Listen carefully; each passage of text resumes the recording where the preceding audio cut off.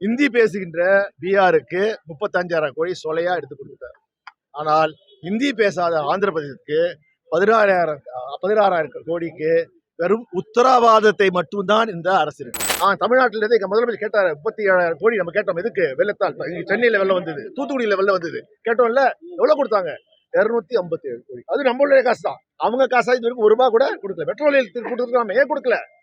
அவங்க நம்ம பழிவாங்க. இங்கே துறைமுகத்திலே என்று வடகிழக்கு, கிழக்கு, வடக்கு மாவட்டம் சார்பாக நாங்கள் இங்க இந்த ஆர்ப்பாட்டத்தை நாங்கள் செய்து முடித்திருக்கிறோம்.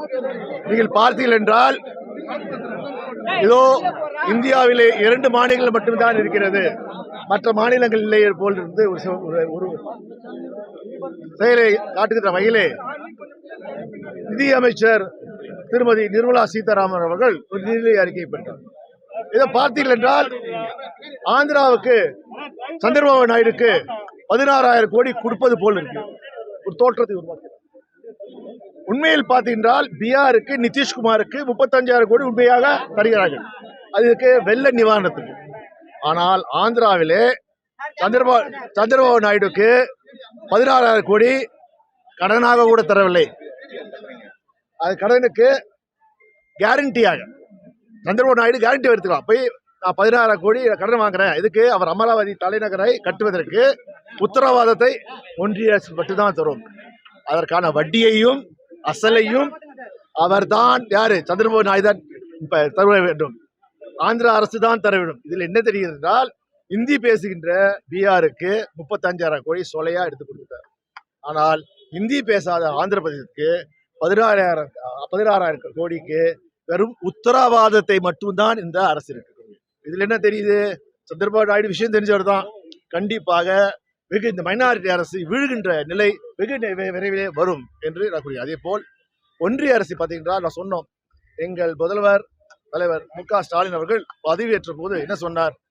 எனக்கு வாக்களித்தவருக்கும் சரி, எனக்கு வாக்களிக்காதவருக்கும் நான் முதலமைச்சர், அவர்களுக்கு முன்னேற்றத்திற்காக நான் உழைப்பேன்.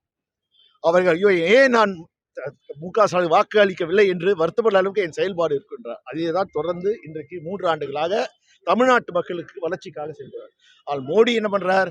அவருக்கு வாக்களித்த மக்கள் கூட ஓட்டு செலவு செய்யல. இப்போ மைனாரிட்டி அரசை தன்னை பிரதமராக இருக்குவதற்காக, தக்க வைப்பதற்காக காலாக இருக்கின்ற ஆந்திராவுக்கும் பீகாருக்கும் செயல்படுகிறார். மாமாரி வடை சொல்றத நீங்க பார்க்க முடியாது.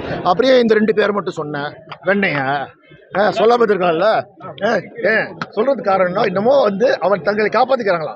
நீ சொன்னாலாம் மாதிரி சொன்னா எல்லா பேரும் சொல்லு, இல்ல சொல்லாம. தமிழ்நாட்டிலிருந்து எங்க முதலமைச்சர் கேட்டாரு, 37,000 கோடி நம்ம கேட்டோம். எதுக்கு? வெள்ளத்தால் சென்னையில வெள்ளம் வந்தது, தூத்துக்குடியில வெள்ளம் வந்தது, கேட்டோம்ல. எவ்வளவு கொடுத்தாங்க? 257 கோடி. அது நம்மளுடைய காசு தான். அவங்க காசா இது வரைக்கும் ₹1 கூட கொடுக்கல. பெட்ரோலில் கொடுத்துருக்காம ஏன் கொடுக்கல?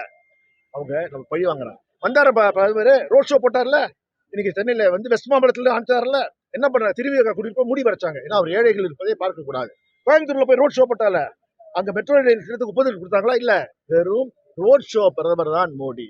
தமிழ்நாட்டு மக்கள் இதை மன்னிக்க மாட்டார்கள், மறக்க மாட்டார்கள். தகுந்த பாடத்தை புகழ்ந்தார்.